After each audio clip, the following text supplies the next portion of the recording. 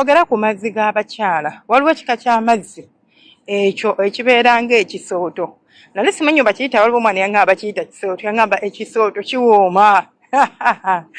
ate nga kikonfusinga nnyo abasajja abasinga n'oloboozi omukyala alabika alina infection naye ng'ate taba na infection abamu mukiyita kyovu kaŋŋambe omukazi bw'aba atuuka ku ntikko oba bw'aba amala mu bika eby'enjawulo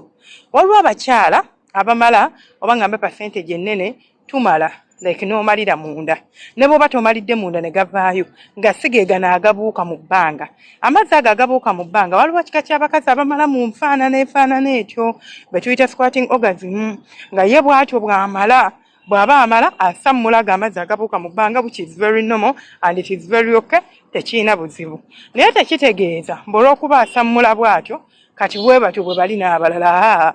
kati waliwo oli oyo asammula bw'atyo amazzi gano kizibu okubeera nago ke tugenda okwogerako kyokka ate ono asammula ebirala for example amazzi ge tusammula gaba meeru nga galinga bw'olaba cream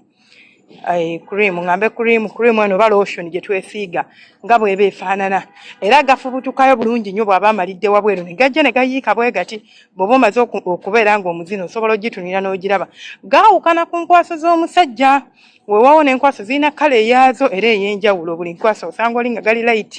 osanga oli nga gali mu kala osanga oli nga enkwaso zirimu olwa yellow so za njawulo kati amazzi gano agaba confusing gemuyita aga infection gajja bwe gati omukazi bw'asammula ng'omuzina alinza osammula ne gavaayo oba ne gasigala munda jjukira naawe osammula n'omusammuliramu oba olinza obutasammula kanjogera ku gwe atasamudde naye jjukira nninamu museereza kati museereza wange bwe tumugattamu amazzi gali agakkala eyo kwe kubeera ng'onzina emmana neekola ekyovu ng'ate kya white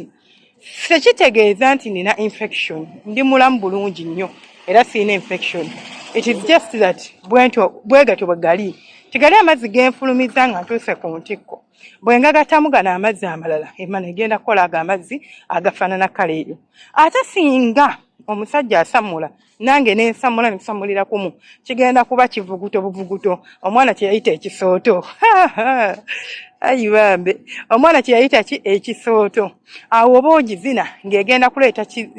ago amazzi agafaanagana bwe gatyo gaba gakola ekyovu olwa friction happeninga munda eyo ate n'ekirala gakola ekyovu ekyeru kubanga aganga aganvamu meeru ate bw'ogattamu enkwaso z'omusajja wamma ne kiyitirira so tekitegeeza nti omukyalawo alina infection nedda ekyo kika ky'amazzi omukyala ga releasinga oba gafulumya kati bwe gagattibwamu amalala ne gakola ekyo ekintu wabula singa ozina omukyala n'omuzina bulungi n'osammula naye n'asammula emmana mufo ky'okufulumya amazzi agafaana gatyo n'efulumya kyovu n'ewandula ekyovu oyo mutwale mu ddwaliro oba mugende mwembi kubanga ekyokugenda obwomu tekigenda kumujjanjaba kuwona ajja tereera naye ate agenda kudda omuwalabe mubeere nga infection tewona ogambe nti senga simanyi lwaki infection yaffe tewona kitegeeza mwembi mubayi mulina okugenda mu ddwaliro mujjanjabwe so emmananga yo erina ebika by'amazzi eby'enjawulo bye twasomako edda osobola ogenda ku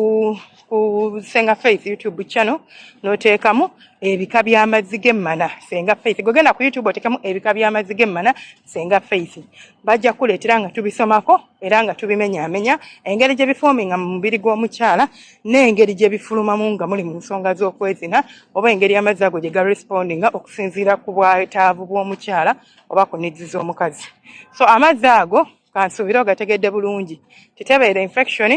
wabula emmana ate oba ogizinyena bulungi nnyo ng'omukyala omutuusizza bakazi tutuuka ku ntikko mu ngeri ez'enjawulo waliwo abaleekaana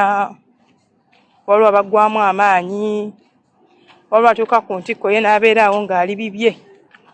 nga just ali bwatyo so ffenna tulituuka mu ngeri ez'enjawulo so osobola ozina omukazi n'asigala nga yakyayagala ne musigala nga mugenda bugenzi mu maaso kajje mukoma nga mugenze mu maaso gy'okomyewo okubeera ng'oleetaaga amazzi oluusi oli n'omuzina n'ateekinga break naye ogenda mudda mujjukira gaba gasigaddemu munda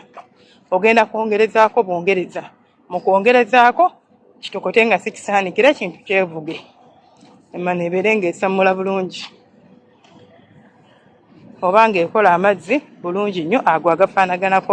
bwe gatyo nze nesigaira nga nze Senga Faith 256 bannange temwerabira ku subscribinga ku likinga commentinga n'okubeera nga mukola ki subscribinga ku likinga commentinga n'okubeera nga mulakinga sorry. Tulina Facebook page eyitibwa Senga Faith 256. Bw'oba olina Facebook account nja kusaba ogenda onfollowing kale. Tulina channel endala oba nina channel endala eyitibwa Senga Faith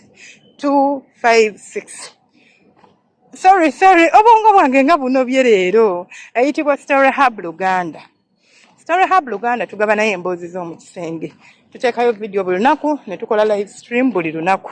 Video emu ne live stream buli lunaku. Kubeerako stories ez'omukwano era emboozi z'omu kisenge nga z'abantu bakulu bokka.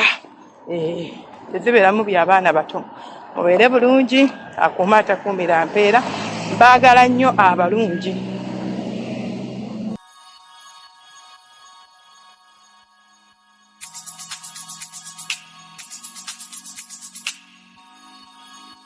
Yeah.